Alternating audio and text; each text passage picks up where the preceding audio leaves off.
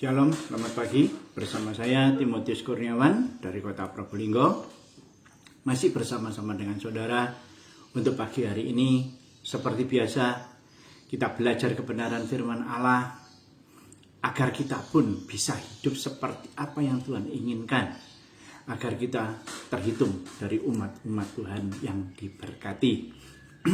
Baiklah, mari kita buka sebentar Alkitab kita di kitab Yosua Perjanjian Lama. Kitab Yosua pasal yang ke-14 ayat yang ke-6. Yosua 14 ayat yang ke-6. Demikian firman Tuhan. Bani Yehuda datang menghadap Yosua di Gilgal. Pada waktu itu berkatalah Kaleb bin Yefune, orang Kenas itu kepadanya, engkau tahu firman yang diucapkan Tuhan kepada Musa, abdi Allah itu, tentang aku dan tentang engkau di Kadesi Barnea. Sampai di sini dulu firman Tuhan. Kalau kita sering mendengar hamba-hamba Tuhan berbicara tentang Musa, bahkan kita sering juga mendengar hamba-hamba Tuhan berbicara tentang Yosua. Kita mengenal tokoh-tokoh ini, orang yang dipakai Tuhan secara luar biasa. Tetapi satu hal yang luput dari perhatian kita, ternyata ada orang kedua, ada orang ketiga, ya, yang tidak diperhitungkan sama sekali, yaitu Kaleb bin Yefune.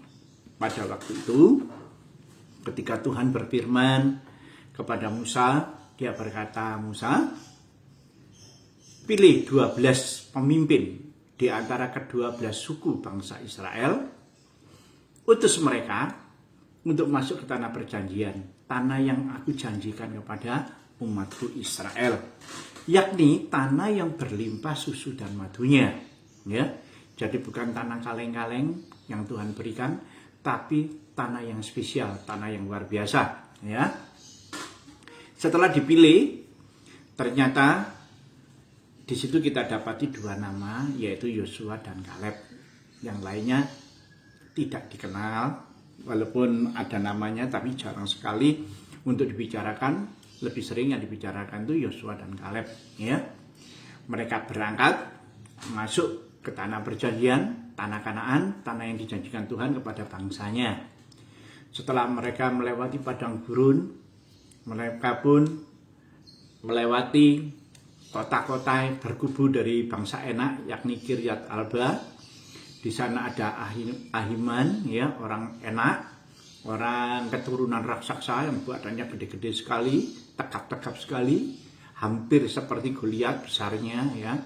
Dan juga ada Salmai, dan juga di sana mereka memiliki kota yang berkubu.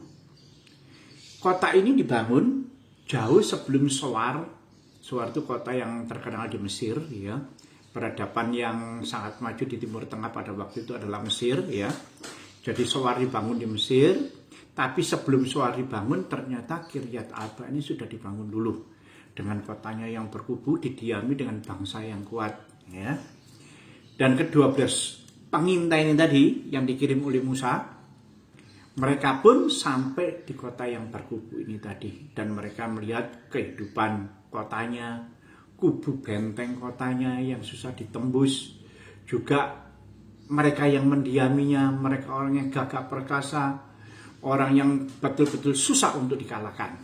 Ya, selama 40 hari mereka itu memata-matai, atau mereka itu mengintai, atau mereka itu mempelajari kondisi tanah yang dijanjikan Tuhan kepada mereka. Hingga akhirnya mereka itu sampai ke lembah Eskol. Ya, di lembah Eskol ternyata di sana betul seperti apa yang Tuhan janjikan. Dijumpai di sana adalah pohon anggur yang sangat subur, bahkan buahnya saking banyaknya kerumunan buah itu tadi di dalam satu rumpun buahnya sampai dikatakan seperti tandan pisang, ya. Jadi banyaknya dan besarnya itu seperti tandan pisang, sehingga mereka untuk membawa hasilnya itu harus dipikul 2 orang, digandar dengan 2 orang, ya, untuk dibawa kepada Musa. Setelah 40 hari mereka melihat tanah perjanjian, tanah yang dijanjikan. Gereja yang dikasihi Tuhan, saudara dan saya pun terhitung umat perjanjian Allah. Kita pun dijanjikan oleh Tuhan untuk kehidupan kita itu memiliki tanah yang berlimpah susu dan madunya. Bisnis saudara, usaha saudara, pekerjaan saudara pun dijanjikan oleh Tuhan untuk menjadi pekerjaan yang diberkati. Sehingga tanah yang saudara injak dengan kaki saudara akan diberikan Tuhan untuk menjadi milik pusaka kita. Kita terhitung umat yang seperti itu. Bukan hanya bangsa Israel pada waktu itu. Saudara dan saya pun masuk terhitung bangsa umat perjanjian Allah. Nah, ketika mereka datang kepada Musa dan dikatakan kepada Musa, inilah hasil yang kami bawa dari negeri yang kau suruhkan kami untuk mengintai. Musa berkata, bagaimana negeri itu? Apakah negeri itu tandus, subur? Apa negeri itu gersang, kurang bagus? Ternyata jawabannya semua bagus. Dan mereka berkata, hanya kami mendapati di sana bahwa penduduk negeri itu ternyata adalah suku bangsa yang besar, suku bangsa raksasa. Dan ini yang betul-betul di luar apa yang kita duga. Mereka mengatakan, ternyata bangsa itu memakan penduduknya. Wah, ini sudah ditambah-tambahin lagi. Padahal itu nggak mereka jumpai di sana. Nggak ada bangsa yang memakan penduduknya sendiri, itu nggak ada. Tapi mereka menggambarkan bahwa begitu menakutkannya bangsa itu, sampai penduduknya sendiri itu pun dimakan. Ya. Dan kami melihat diri kami sendiri seperti belalang.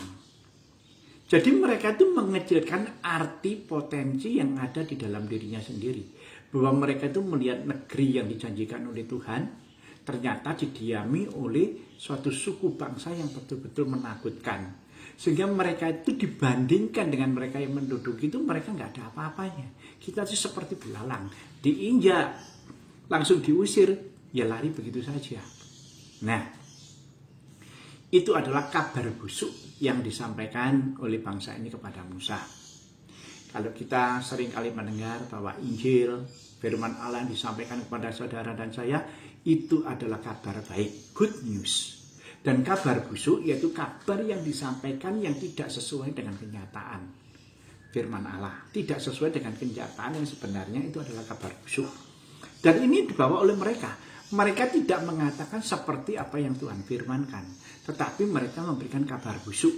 Nah, sehingga bangsa Israel, umat Israel yang bersama dengan Musa yang mendengar itu, mereka semua itu menangis semua, kecil hati, kecewa. Dengan kata lain, buat apa kalau kita tuh masuk ke negeri yang dijanjikan Tuhan, ternyata kita di sana diinjak-injak, dimakan, dikalahkan, dibunuh, dibantai oleh bangsa enak, terus istri dan anak kita ditawan. Daripada seperti itu, ayo kita pilih pemimpin sendiri dah. Ayo kita pulang ke Mesir. Sekalipun kita di sana sebagai budak, tapi kita nggak dibunuh, dan kita tidak dijarah, anak istri kita tidak diambil dan tidak dirampas. Nah, itu mereka pada waktu itu seperti itu.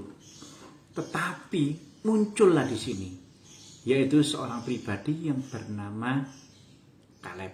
Ya, kita lihat sebentar di bilangan, kita ke bilangan sebentar. Terima kasih tanda ya, nanti kita kembali lagi ke sana. Bilangan 14 ayat yang ke-8. Apa kata Kaleb? Jika Tuhan berkenan kepada kita, maka Ia akan membawa kita masuk ke negeri itu dan memberikannya kepada kita, suatu negeri yang berlimpah susu dan madunya. Garis bawahi, jika Tuhan berkenan kepada kita. Wow, bukankah kita sudah dijanjikan oleh Tuhan bahwa tanah perjanjian jadi milik kita? Tetapi kenapa sekarang di sini Kaleb mengatakan jika Tuhan berkenan? Karena Kaleb tahu bahwa bangsa 10 suku tadi yang bersama-sama dengan dia itu memberikan kabar busuk, memberikan kabar di luar kebenaran firman Allah yang melemahkan iman. Itulah sebabnya di sini Kaleb mau berkata, jika kamu sikapmu seperti itu, Tuhan tidak akan memberikan tanah perjanjian, tanah yang berlimpah susu dan madunya.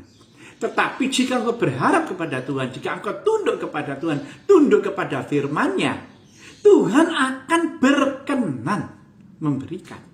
Jadi berkat Tuhan itu nyampe atau tidak kepada kita tepat pada waktunya, itu tergantung sikap hati kita. Bagaimana kita menyikapi tentang kebenaran firman Allah. Apa kita sikapi dengan sikap menerima kabar baik, atau kita mengantar kabar baik ini dengan memberikan kabar buruk, sehingga mereka yang mendengar pun Mereka merasa ketakutan. Sikap seperti itulah yang menentukan berkat Tuhan itu nyampe atau tidak, tepat pada waktunya atau tidak. Tetapi di sini Kaleb mengambil alih, ya. Sekalipun Musa tidak mengatakan, Kaleb, engkau yang memimpin seluruh delegasi ini, engkau yang memimpin seluruh duta-duta ini, enggak. Tapi justru di situ jiwa kepemimpinan Kaleb itu keluar. Lalu sekali lagi, seorang pemimpin Tuhan tidak membutuhkan. Yang dibutuhkan Tuhan adalah seorang yang memiliki jiwa kepemimpinan. Karena banyak pemimpin yang tidak memiliki jiwa kepemimpinan. Tetapi ada yang tidak memimpin, justru dia memiliki jiwa kepemimpinan. Kenapa saya katakan demikian? Saudara ingat kepada Saul? Saul itu siapa? Saul itu adalah raja bangsa Israel. Dengan panglimanya itu Abner, panglima dari tentara bangsa Israel. Tetapi ketika bangsa ini diserbu dengan masalah yang besar, dengan problem yang besar, di mana di sana yang maju itu adalah Goliat, orang yang tinggi besar seperti raksasa, ya, dan menantang barisan Israel. Pada tentara Israel dan tentara Filistin ini sudah berhadapan-hadapan. Sebentar lagi mereka itu akan bertempur. Tetapi sebelum mereka bertempur, provokator itu keluar, provokasi itu keluar. Yakni untuk melemahkan hati dari tentara-tentara Israel. Ternyata di sana yang teriak-teriak itu adalah Goliat yang diangkat sebagai panglima. Dia berkata, "Hai orang Israel, keluarkan jagoanmu. Ayo 1 lawan 1 sama aku. Jika aku kalah, maka seluruh Filistin ini akan tunduk di bawah kuasamu. Tetapi sebaliknya, jika jagomu yang kalah, maka kamu akan tunduk kepada kami." Dan provokasi ini bukan terjadi pada waktu itu 1 jam, 2 jam, enggak. Sampai berhari-hari. Sehingga tentara Israel ini takut maju. Begitu pula bangsa Filistin, dia itu menunggu. Lebih baik yang bertempur Goliat daripada mereka ikut bertempur. Toh hasilnya tetap sama. Kalau menang mereka menguasai musuhnya, kalau kalah mereka dikuasai. Nah, dan ketika si Goliat ini teriak-teriak menentang barisan tentara Israel, di mana Raja Israel yang seharusnya menghadapi Goliat? Di mana panglima orang Israel yang seharusnya menghadapi Goliat? Ternyata Saul dan Abner, mereka itu ada di kemah. Bukan mereka nggak tahu, mereka tahu. Tapi mereka takut. Dan mereka tidak bisa menguatkan hati tentaranya di medan pertempuran. Karena mereka itu hanya sebagai leader, sebagai pemimpin. Tetapi tidak memiliki jiwa kepemimpinan sama sekali. Halo, selamat pagi. Ya. Saul dan Abner, mereka itu diam, nggak tahu apa yang harus mereka lakukan. Mereka nggak tahu jalan keluarnya. Pada jauh-jauh hari sebelumnya Tuhan itu selalu berkata, "Datanglah kepadaku, mendekatlah kepadaku, maka aku pun akan mendekati kepada engkau dan mengangkat segala beban dan masalahmu." Lalu, datanglah kepadaku, firman Tuhan. Ternyata Saul dan Abner, mereka tidak melakukan hal yang seperti itu. Tetapi seorang pribadi yang tidak diperhitungkan, yakni Daud, dia bukan seorang pemimpin, dia bukan seorang leader.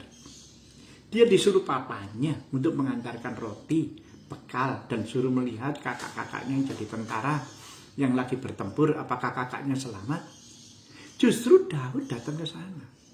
Dan ketika Daud datang ke sana, kakak-kakaknya marah karena merasa dilecehkan atau rasa tidak beraninya itu ketahuan adiknya, gengsinya mulai muncul, sehingga Daud dimarahi.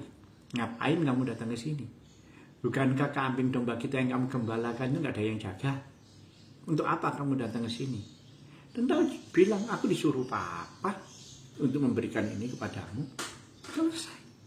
Dan ketika didengar bahwa si Goliat itu teriak-teriak menentang orang Israel, dan tidak ada satu kata pun yang keluar dari mulut tentara Israel, maka Daud langsung spontan dia berkata, "Siapa Filistin yang tidak bersunat ini? Yang berani mencemooh barisan tentara Allah yang hidup?" Wow, haleluya. Saudara dan saya adalah barisan tentara Allah yang hidup. Tidak seorang pun dibiarkan Tuhan untuk mencemooh, untuk menghina, untuk mencaci, bahkan untuk membunuh saudara. Tuhan berada di pihak kita.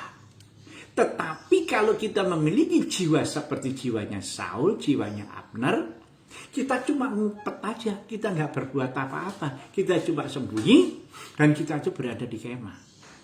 Tetapi Daud di barisan yang paling depan, sekalipun dia tidak diperhitungkan, dia berkata, siapa Filistin yang tidak bersunat ini? Berani mencemooh barisan tentara Allah yang hidup. Dengan kata lain, Daud berkata, jangan menghina Tuhanku, jangan engkau menistakan Tuhan. Haleluya, amin. Jiwa kepemimpinan itu ada di Daud, sekalipun dia bukan seorang leader.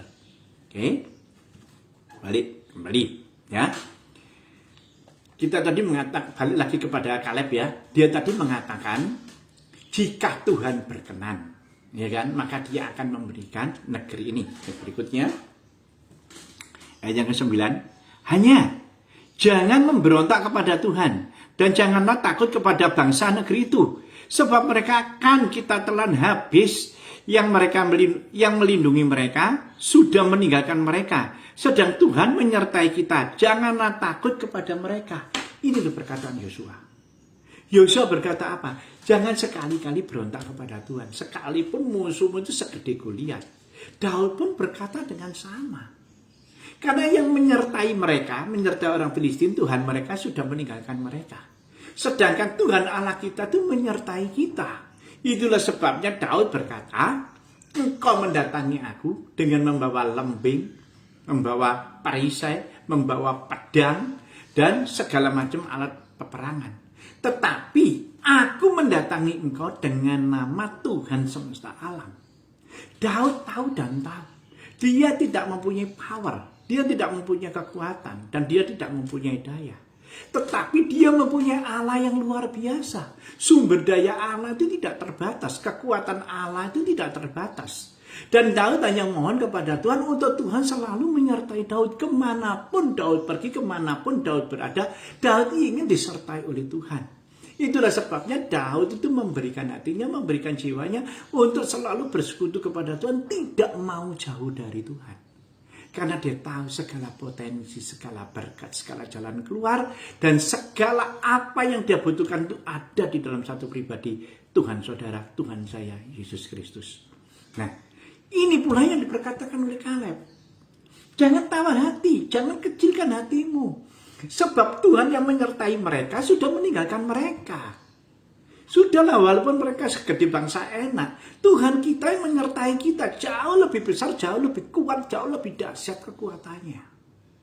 Wow. Sehingga umat Israel di sana itu muara semua. Karena apa? 10 suara lawan 2 suara. Kalau kita mengatakan merah, ya kamu harus ikut merah. Karena mayoritas berkata merah. Mayoritas berkata hijau, kamu juga ikut hijau. Tetapi firman Tuhan, umat yang percaya kepada Tuhan tidak demikian.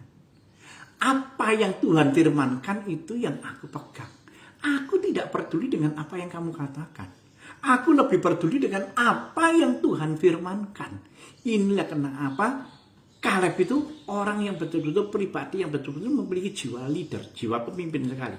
Nah, bangsa ini saking marahnya, dia tuh ngambil batu tidak melontari Kaleb. Tapi apa yang dilakukan Kaleb dan Yosua? Dia mengoyakkan jubahnya. Dan dia berkata, apapun yang terjadi, sekalipun engkau mengucilkan aku, sekalipun engkau membunuh aku, sekalipun engkau merajam aku tetap berpegang kepada firman Allah. Kalau kita ada di pihak Tuhan, Tuhan pembela kita. Walaupun mau dirajam, walaupun mau dilontari batu, Tuhan langsung berada di hadapan mereka. Tuhan lewat kemuliaannya turun. Dan Tuhan berkata kepada Musa, Musa, jangan kecil hati. Tetap negeri yang aku janjikan akan menjadi milikmu. Tetapi ingat, 40 hari lamanya bangsa ini tadi mengelilingi dan mengintai negeri ini. Dan mereka telah menista aku, memberontak aku di hadapanmu. Maka aku tidak berkenan kepada angkatan ini. Dan angkatan ini mereka akan berputar-putar dan akan mati di padang gurun. Bangkainya pun akan terhampar di padang gurun. Ini yang difirmankan Tuhan. Ini yang dikatakan Tuhan. Tetapi Yosua dan Kaleb Ini lain jiwanya. Dia mengikuti aku dengan segenap hatinya. Yosua dan Kaleb. Lain jiwanya. Dia mengikuti aku dengan segenap hatinya. Dan dia itu berkata, dengan firman Allah yang aku yakini, dengan firman Allah yang aku percaya, sekalipun aku harus dirajam, sekalipun aku harus mati, sekalipun aku harus diusir, sekalipun aku dinomor duakan, sekalipun aku tidak diorbitkan atau tidak dipromosikan, aku gak peduli. Aku tetap berpegang kepada Tuhan. Ini difirmankan Tuhan kepada Musa. Lihat Kaleb bin Yefune, orang Kenas itu. Jiwanya lain. Dia mengikuti aku dengan segenap hatinya. Maka aku, kata Tuhan, akan membawa dia. Kita baca firman-Nya di ayat yang ke-24 dari Bilangan 14 ya.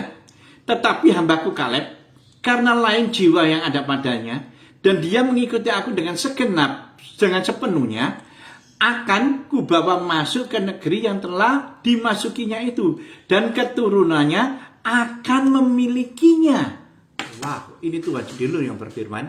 Kaleb, aku bawa ke negeri tanah perjanjian, tanah yang berimbas susu dan matunya.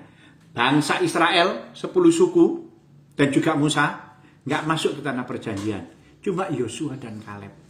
Bangkai-bangkai mereka akan terhampar di padang gurun ya dari orang-orang Israel.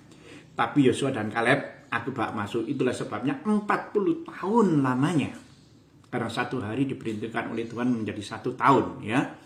40 tahun lamanya bangsanya cuma mengembara aja di padang gurun. Mereka nggak masuk ke tanah perjanjian. Oke. Nah, inilah Yosua dan Kaleb. Kaleb bukan pemimpin yang dipilih oleh Tuhan sebagai pengganti Musa. Tapi yang dipimpin oleh Tuhan adalah Yosua. Dan Kaleb menjadi second man atau second person, atau orang kedua, atau orang di belakang layar. Sekalipun usia Kaleb pada waktu itu 40 tahun, jauh lebih senior, lebih tua dari Yosua, abdi Allah itu. Tetapi Tuhan punya alasan tersendiri untuk memilih Yosua sebagai pengganti Musa. Ya. Dan Kaleb tidak diperhitungkan. Kita kembali lagi ke Yosua 14 ya. Yosua pasal yang ke-14 ayat yang ke-6. Bani Yehuda datang menghadap Yosua di Gilgal. Pada waktu itu berkatalah Kaleb bin Yefune orang Kenas itu kepadanya, engkau tahu firman yang diucapkan Tuhan kepada Musa abdi Allah itu tentang aku dan tentang engkau di Kadesi Barnea. 7. Aku berumur 40 tahun ketika aku disuruh Musa hamba Tuhan itu dari Kadesi Barnea untuk mengintai negeri ini. Dan aku pulang membawa kabar kepadanya sejujur-jujurnya. Sedangkan saudara-saudaraku yang bersama-sama pergi ke sana dengan aku membuat tawar hati bangsa itu. Aku tetap mengikuti Tuhan Allahku dengan sepenuh hati. Pada waktu Musa bersumpah, katanya sesungguhnya tanah yang diinjak oleh kaki akan menjadi milik pusakamu dan anak-anakmu sampai selama-lamanya. Sebab engkau tetap mengikuti Tuhan Allahmu dengan sepenuh hati. Ayat 10. Jadi sekarang sesungguhnya Tuhan telah memelihara hidupku seperti yang dijanjikannya. Kini sudah 45 tahun lamanya sejak diucapkan Tuhan firman itu kepada Musa.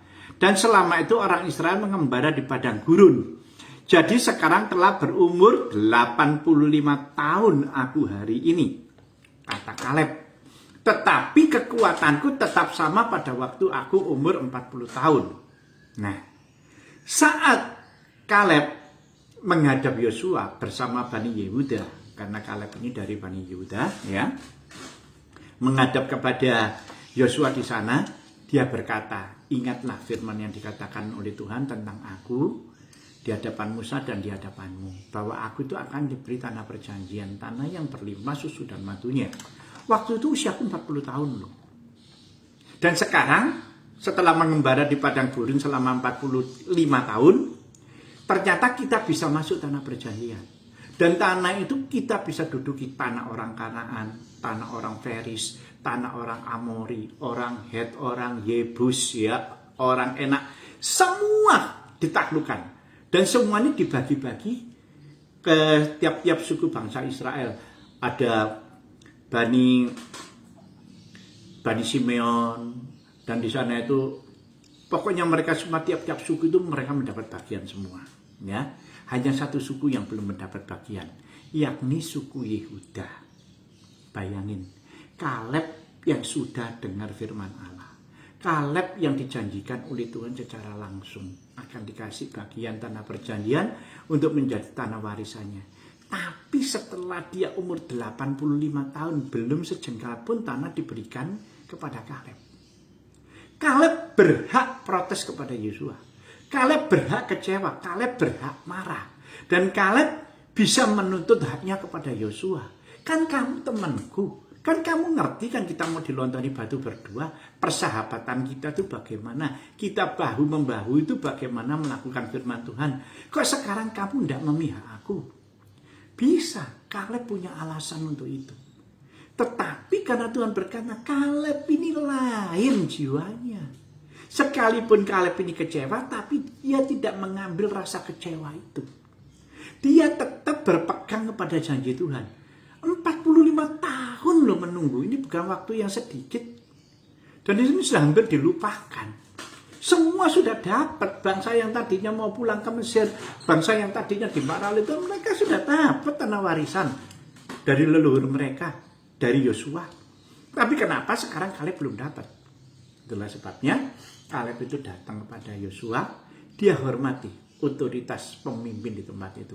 Sekalipun Kaleb lebih senior, memiliki jiwa kepemimpinan, tapi dia tidak mengudeta Yosua. Dia tidak memerintah Yosua. Cuma dia berkata, izinkan aku untuk aku pergi ke Kiryat Arba, ke pegunungan itu. Akan aku taklukkan bangsa itu. Sehingga tanahnya itu akan menjadi milikku. Saudara tahu yang di Kiryat Arba itu siapa? Tadi ada Ahiman, ya, dari bangsa Enak tadi, bangsa yang raksasa, orang yang kuat-kuat sekali, itu berdiam di sana. Berdiam di Kiryat Arba, kota yang berkubu. Seorang yang memiliki jiwa kepemimpinan, sekalipun dia itu bukan seorang pemimpin, dia tidak akan meminta sesuatu yang gampang, sesuatu yang enak. Tapi dia justru menginginkan sesuatu yang sulit, sesuatu yang sukar untuk ditundukkan. Karena dia merasa bahwa Allah akan menyertai dia. Sesulit apapun persoalanmu. Segede apapun problemmu. Sebesar apapun musuhmu. Kalau Tuhan berada di pihakmu, siapa yang bisa melawan engkau? Ini yang ada di dalam jiwa Kaleb. Lalu orang Kristen dimanapun Anda berada, Daud pun dia berkata, suruh keluar semua masalah-masalah yang ada di Filistin. Kalau sumber masalahnya bisa diselesaikan, lari semua seluruh Filistin. Justru sumber masalahnya itu ada di Goliat, segede Goliat. Tapi orang Israel takut, ditantang takut. Dan ini sekarang orang yang tidak diperhitungkan, Kaleb, orang nomor 2, orang yang berjasa tetapi belum dikasihkan jasanya, belum dikasihkan hasil jeripayanya. Dia memiliki jiwa seperti Daud, jiwa seorang pemimpin. Berikan padaku bangsa Enak itu tadi. Bangsa segede raksasa yang melihat rakyatnya dan memakan penduduknya, dan yang melihat bangsa kita seperti belalang. Berikan kepadaku, akan aku perangi. Aku percaya kok, kalau Tuhan berkenan dan Tuhan berkehendak kepadaku, maka negeri itu akan diberikan kepadaku. Perkataan Kaleb 45 tahun yang lalu tetap dipegang oleh Kaleb. Satu hal yang aku ingat, jangan kau berontak sama Tuhan. Jangan kau menistakan firman Tuhan. Tapi tunduklah, percayalah kepada Tuhan bahwa yang menyertai engkau lebih besar daripada yang menyertai mereka. Sebab Tuhan mereka sudah meninggalkan mereka, sedangkan Allah kita bersama-sama dengan kita. Aku memang tidak punya potensi, aku memang tidak punya power, aku memang tidak punya daya. Tetapi Allahku, Yesusku yang aku sembah, Allah yang berpotensi, Allah yang memiliki daya, Allah yang memiliki kekuatan, Allah yang memiliki berkat. Kalau aku melekat kepada Tuhanku, kalau aku bersekutu intim kepada Tuhanku seperti Daud bersekutu, sehingga kemanapun Daud pergi Tuhan menyertai, kemanapun Kaleb pergi maka Tuhan menyertai. Kiryat Arba itu pun akan runtuh di tangan Kaleb. Dan kenapa dinamakan Kiryat Arba? Karena Kiryat Arba itu artinya besar, ya. Jadi suku-suku bangsa Enak, kota-kotanya berkuku yang terbesar itu ada di Kiryat Arba. Dan Yosua mengizinkan, Yosua tumpang tangan, Yosua mendoakan, Yosua memberkati agar Kaleb disertai oleh Tuhan untuk merebut Kiryat Arba. Seorang yang memiliki jiwa kepemimpinan, dia tidak akan ngumpet ada di kemahnya, tapi dia akan hadapi tantangan terbesar dan terberat apapun. Sebab dia tahu, yang berperang bukan dia. Yang berperang adalah Tuhan semesta alam. Mereka boleh mendatangi kita dengan segala kemampuan mereka, dengan segala kekayaan mereka, dengan segala senjata mereka. Tapi kita mendatangi mereka dengan nama Tuhan semesta alam. Itulah sebabnya Kiryat Arba pun runtuh di tangan Kaleb. Sehingga Kaleb memiliki, dan namanya bukan Kiryat Arba lagi, tapi namanya menjadi Hebron. Ya. Daud pertama kali menjadi raja, dia ditabiskan di Hebron. Karena Hebron itu adalah negeri dari bangsa Enak yang dijanjikan Tuhan untuk diberikan kepada umatnya. Dikatakan kota yang sangat sulit untuk diduduki, di mana orang Israel takut menghadapi bangsa ini. Justru disitulah jiwa kepemimpinan Kaleb itu muncul, keluar. Dia sebagai leader, dia bisa menyelesaikan persoalan-persoalan yang rumit, persoalan-persoalan yang sulit. Gereja yang dikasihi Tuhan Yesus Kristus, saudara dan saya bukan umat yang gampangan, tapi saudara dan saya dipilih menjadi umat pemenang. Kita itu seperti anak panah dalam tabung pahlawan, ya. Anak panah yang betul-betul ditancapkan kepada jantung musuh. Gak peduli segede apapun musuhmu, kalau Tuhan beserta kita, kita itu mampu mengatasinya. Persoalan-persoalan ini sedang terjadi. Saudara dan saya juga pelaku-pelaku usaha, pelaku-pelaku bisnis. Tetapi kita tahu akhir-akhir ini tidak bisa diprediksi. Karena semakin hari itu semakin sepi pembelinya. Bisnis-bisnis retail itu sudah mulai terpukul kembali. Dan tidak ada pertumbuhan-pertumbuhan yang bisa diharapkan. Dan menjadi kita itu kadang-kadang itu pesimis. Dan kita itu kadang-kadang menjadi khawatir.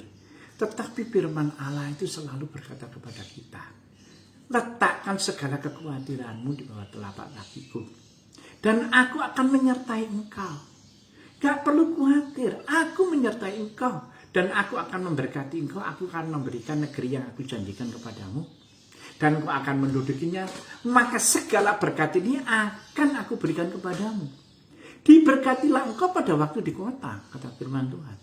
Diberkatilah sawah ladangmu. Wow, luar biasa. Diberkatilah sapi, kambing, ternak hasil dombamu. Diberkati oleh Tuhan. Diberkati buah kandunganmu. Tidak ada yang mandul. Setiap yang kita usahakan selalu mendatangkan hasil. Diberkati lumbungmu, dipenuhi lumbung-lumbungmu, diberkati bakul nasi adonanmu.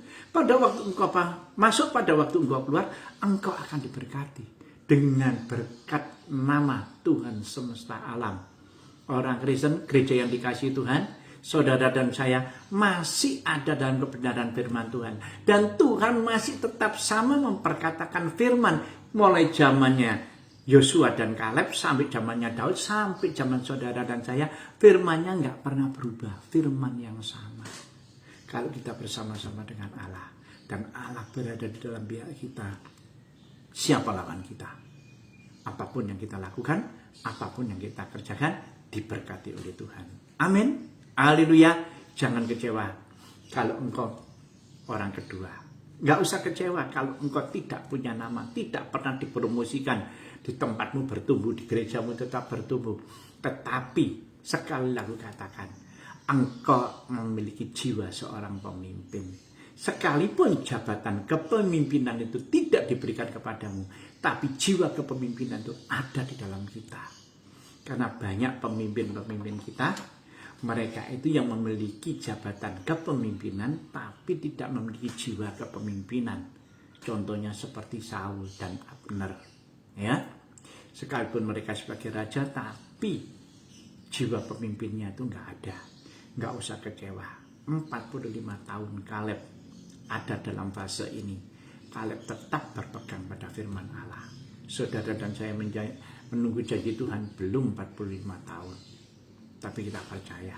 Kalau kita tetap percaya kepada Tuhan, tetap berpegang kepada firman-Nya dengan segenap hati kita, maka Tuhan pun akan mengatakan, engkau umatku, karena lain jiwamu seperti jiwa Kaleb. Haleluya, amin. Tundukkan kepala. Bapa, di dalam nama Tuhan Yesus Kristus, hamba mengucap syukur atas kasih karunia yang Tuhan Yesus berikan bagi kami di pagi hari ini. Terima kasih untuk firman-Mu, terima kasih Bapa untuk kebenarannya, dan kami percaya kami pun memiliki jiwa seorang pemimpin. Sekalipun kamu tidak diperhitungkan, tetapi kerajaan Allah tetap memperhitungkan kami. Karena Engkau akan mengatakan, lain jiwa kami. Dan Engkau akan membawa kami masuk ke dalam tanah perjanjian. Dan tanah yang kami injak lewat kaki kami akan Kau berikan menjadi milik pusaka kami. Turun-temurun sampai ke anak cucu menantu kami. Di dalam nama Tuhan Yesus Kristus, kita semua yang sudah diberkati sama-sama berkata, amin. Tuhan Yesus memberkati. Sampai bertemu.